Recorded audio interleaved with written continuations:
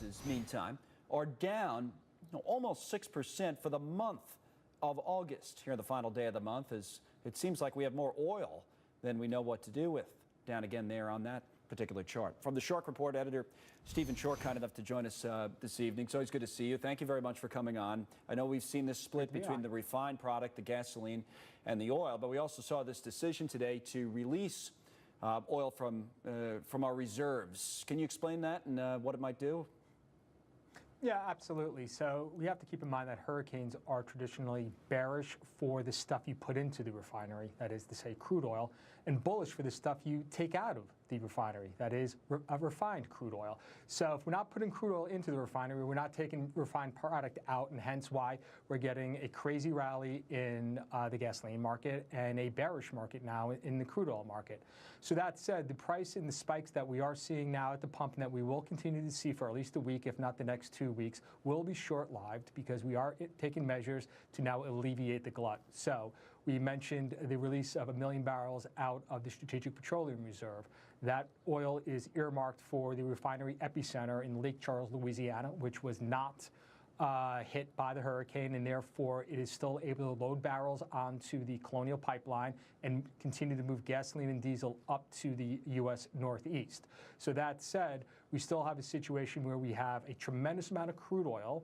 And let's keep in mind, we've knocked out a third of the refining capacity in the largest refinery epicenter in the country. Right. We also have this situation where we move a tremendous amount of oil down from the middle of the country, that is Bakken crude oil from North Dakota, Canadian crude oil, so forth, that's coming into Houston. But we don't have the refinery capacity that we did a week ago. And more importantly, we don't have the export markets because the ports are still closed. Right. So we're in the process of building a glut in crude oil, which again will continue to be bearish for that market, but in the near term, bullish for the outputs of the refinery. All right, good explanation. It all makes sense for everybody following along. And we did see, as you were speaking, we showed some charts. We're showing oil now, but we had gasoline prices. We saw a big spike today, right? And we've seen a big spike all week, but in particular today, let me go back to that point you made about this Colonial Pipeline. I was speaking to our friend Phil Flynn about it about this time last night, and he said, yeah, that's something we really have to watch. And subsequently, we did see, and we have a map of it we're showing now, of the number of pipelines that'll bring this product, as Stephen's talking about, from the Gulf up, in many cases, to New Jersey or even here to New York Harbor, say. That we found out, they were closing parts of it, and then they said east of Lake Charles, I believe they're operational. To the best of your knowledge, the update on that pipeline is what tonight? That is correct, and actually I just checked the Colonial Pipeline website, so anyone else could go onto that and find out. So the Colonial Pipeline connects with 13 refineries in the Gulf Coast. The part of the pipeline that is west of Lake Charles, as you said, that is still closed, or it's open for intermittent, given on the ability of those refineries to export whatever standing supplies they have.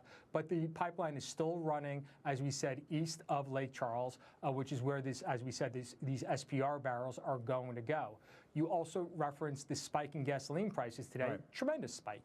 But it makes sense. It was the last day of the month. This is the expiration for the September contract. So you have a number of wholesalers, a number of tank farms that went ahead, they purchased oil in the futures market, and they're going to take delivery of that oil.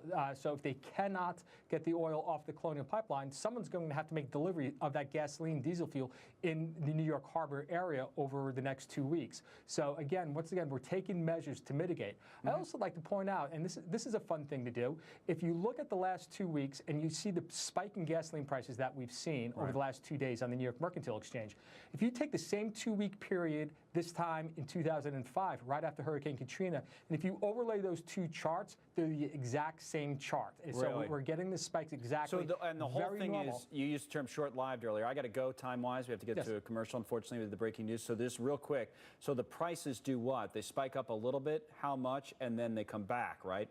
Pretty quickly? Yes. Absolutely. So 20 to 40 cent spike in retail will last about 2 weeks, I suppose. But by the end of September, barring not, we don't see another hurricane, we'll be right back to where we started from a week ago. Big if on the other hurricanes, because we're following a few of those as well. Yes. Stephen Schork, thank you, sir. It's good stuff. We'll be right back after a quick break with more coverage.